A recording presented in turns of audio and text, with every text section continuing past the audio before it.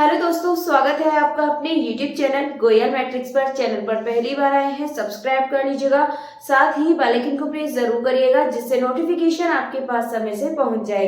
तो आज की जो वीडियो है फिर से इसमें 10 क्वेश्चंस रहेंगे एंड बहुत ज्यादा चांसेस है इस तरह के क्वेश्चंस आपसे पूछे जाएं। कुछ क्वेश्चंस आपको इसमें से भी देखने के लिए मिल सकते हैं। तो आइए फिर स्टार्ट करते हैं। वीडियो का अंत तक जरूर देखिएगा, अच्छी लगती है तो प्लीज ज्यादा से ज्यादा लाइक कमेंट शेयर भी कर दीजिएगा।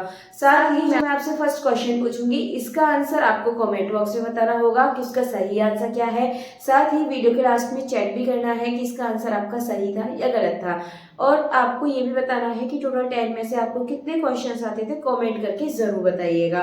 तो चलिए फिर क्वेश्चन नंबर 1 आपके सामने है। क्वेश्चन नंबर 1 आप देखेंगे तो ये है आपके सामने एंड इसका आंसर आपको कमेंट बॉक्स में बताना है। क्वेश्चन नंबर 1 है the solution of sin p x cos y is equal to cos p x sin y plus P.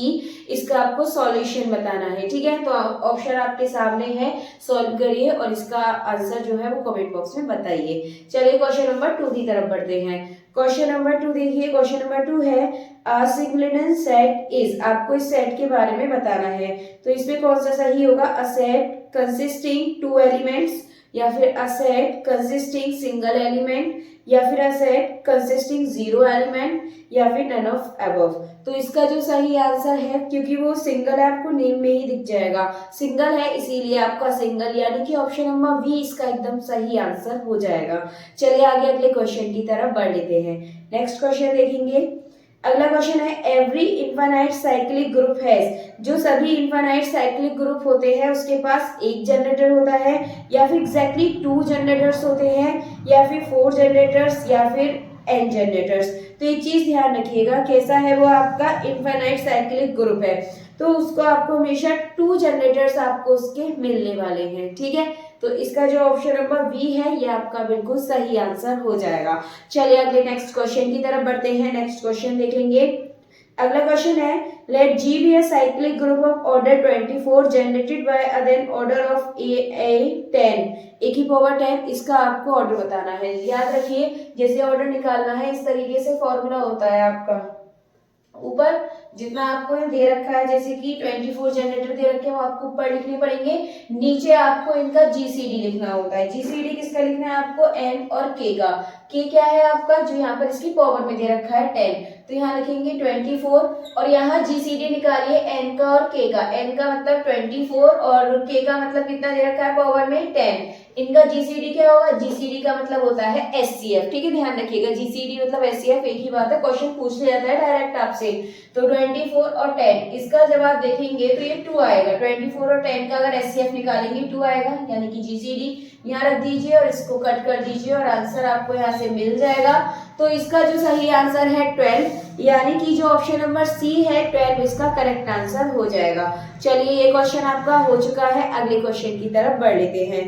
Next question आपके सामने है the number of elements of order 12 in a cyclic group of order 12 is. आपको number of elements बताने हैं।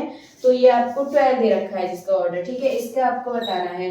तो इसको कैसे निकालते हैं आपको पहले इसके फैक्टर देखिए 12 के। तो क्या होता है 2 मल्टीप्लाई 3, यानी कि 2 की पावर 2 मल्टीप्लाई 3 की पावर 1। जब आपको एलिमेंट्स निकालने हो तो ध्यान रखिएगा जो ये 12 है 12 का 12 लिखिए, मल्टीप्लाई में आपको क्या करना है 1 माइनस एंड 1 माइनस, 2 ब्रैकेट बनाइए क्योंकि आपके कैसे 2 नंबर है ये और यहाँ पे आपके प्राइम ही आने चाहिए। तो एक तो 2 हो गया तो 1/2 और 1 के नीचे 3 है तो 3 लिख देंगे। आपको ऊपर यहाँ 1 ही लिखना है। तो आई होप आपको इतना समझ आ गया होगा। इसके बाद देखेंगे तो जाएगा 12 मल्टीप्लाई, ये बचेगा आपका 1/2 और यहाँ पे बचेगा आपका 2/3। तो यहाँ पे 2 3 जा 6, ये आपका 2 टाइम कैंसिल, 2 2 जा 4, आपको यहाँ से आंसर मिल जाएगा। तो इसका जो सही आंसर है ये हो जाएगा आपका ऑप्शन नंबर बी, 4 इसका करेक्ट आंसर हो जाएगा। चलिए ये क्वेश्चन भी आपका हो चुका है। अगले क्वेश्चन की तरफ बढ़ते हैं। नेक्स्ट है every skew symmetric matrix of odd order is. हमेशा जो स्क्यू सिमेट्रिक मैट्रिक्स होते हैं उसके ऑर्डर कैसे होंगे? Singular, non singular, invertible, Hermitian. तो इसका जो ऑप्शन नंबर ए है सिंगुलर इसका करेक्ट आंसर हो जाएगा। चलिए आगे नेक्स्ट क्वेश्चन की तरफ बढ़ लेते हैं। नेक्स्ट क्वेश्चन देखेंगे। देखिए यहाँ पे दे रखा है इफ एज इक्वल्स टू आपको दे रखा है और फाइव इक्वल्स टू आपको दे रखा है, और आपको निकालना है ए, और क्रॉस लगा हुआ है और यहाँ पे कुछ पॉइंट्स भी आपको दे रखे हैं। चलिए फटाफट से इसका आंसर बताइए इतना कि इसका सही आंसर क्या होगा। तो देखिए क्वेश्चन है आपके सामने, यहाँ पर ये दे रखा है आपको a is equals to 2x⁻3। Question आपको थोड़ा ठीक से नहीं दिख रहा होगा, मैं एक बार यहाँ पे लिख देती हूँ पूरा। 3yzy आपको दे रखा है प्लस xz² के, ये दे रखा है। एंड 5 इज इक्वल्स टू आपको दे रखा है 2z² माइनस x3y। देन आपको यहाँ पे क्या फाइंड करना है, a ये आपको दे रखा है डाइवर्जेंट 5 और एट आपको ये निकालना है इस पर 1 -1 और ये 1। ठीक है, सबसे पहले आप ये निकाल दीजिए। ठीक है, इसको निकालने के लिए आपको पता है क्या करते हैं, सबसे पहले इसका x के रेस्पेक्ट में कर दीजिए डिफरेंशियल। तो आपको यहाँ से क्या मिलेगा, मैं डायरेक्ट कर रही हूँ, यहाँ से आपको मिलेगा -3x²y। अब क्या करना है आपको, इसका y की रेस्पेक्ट में करना है। तो y की रेस्पेक्ट में जब आप करेंगे तो ये तो आपका i वाला फॉर्म मिल जाएगा। ठीक है, जब हमने x के लिए किया है। अब करेंगे y के लिए, y के लिए करेंगे 1 हो जाएगा, माइनस का x³ आपके पास बचेगा। ठीक है, ऐसे लगा दीजिए यहाँ पे, माइनस का x³ बचेगा आपके पास, ये j की फॉर्म में हो गया। एंड इसके बाद z के लिए करेंगे अब, तो 2 2 4 z ये आपका आ जाएगा यहाँ पर k के लिए। ठीक है, आपको ध्यान रखना है। अब आपको यहाँ पर क्या निकालना है, दिस, यानी कि इस तरीके से आपको इसका क्रॉस निकालना है। तो ये आपको पता है i j के आपको इस तरीके से लिखने हैं। एंड आपके पास a आपको दे रखा था 2x³ माइनस 3yz एंड आपको दे रखा है xz²। इसके बाद आप ये लिख दीजिए, ये आपका -3x²y और ये दे रखा है आपको -x³ और इसके बाद आपको यहाँ पे दे रखा है 4z। अब आपको क्या करना है, इनकी जो वैल्यू आप लगा दीजिए यहाँ पर, जो ये दे रखी थी ये x, y और z की। x की जगह 1 आएगा तो 2 ही आएगा, या y और z ये माइनस माइनस माइनस प्लस का 3 हो जाएगा, xz² तो 1 रहेगा और ये 1 हो जाएगा आपका। इसके बाद फिर आप देखेंगे -3x²y, तो ये तो माइनस और ये हो जाएगा आपका 3 आपको मिल जाएगा, -x³ यानी कि 1 मिलेगा। इसके बाद आप यहाँ पे देखेंगे माइनस का ही मिलेगा, ये 4z का मतलब आपको यहाँ से 4 मिल जाएगा और आप इसको आप सिंपली यहाँ से सॉल्व कर सकते हैं। अब आप यहाँ देखेंगे तो ये मिलेगा आपको i की फॉर्म में 4 3 जा 12 और ये हो जाएगा +1 13 आपको ये मिल जाएगा।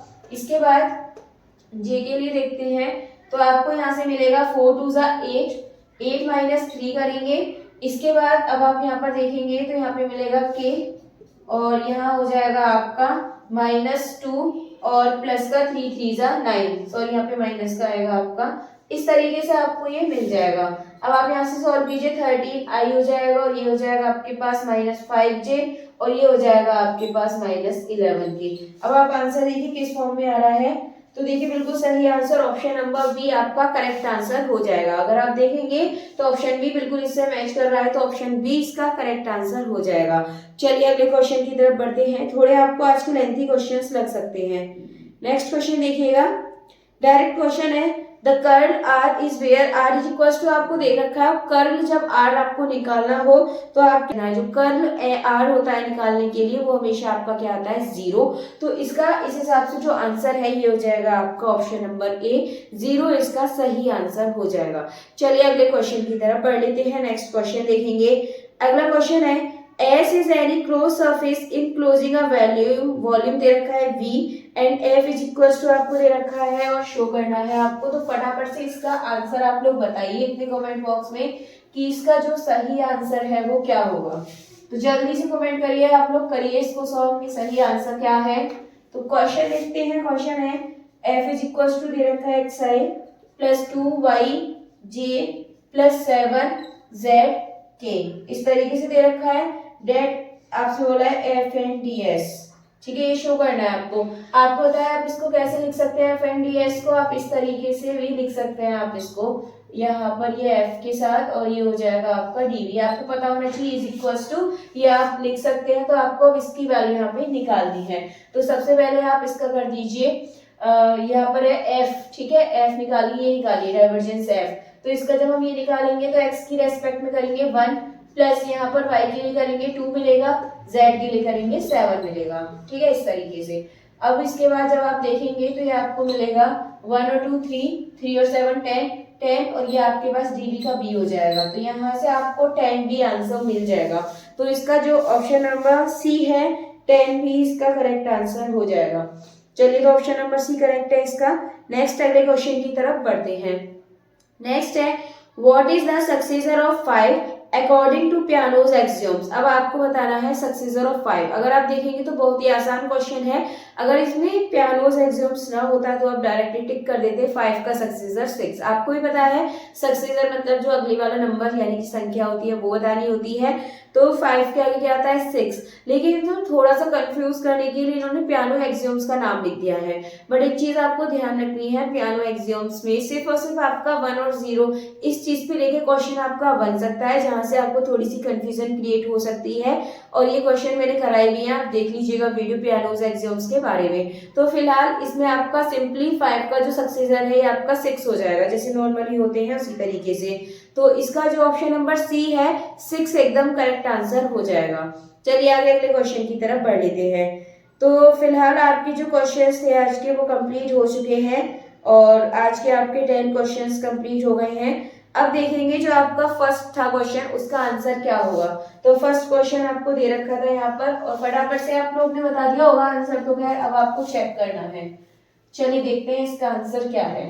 तो क्वेश्चन है ये आपके सामने, sine px cos y is equal to दे रखा है cos px sin y और प्लस में दे रखा है p।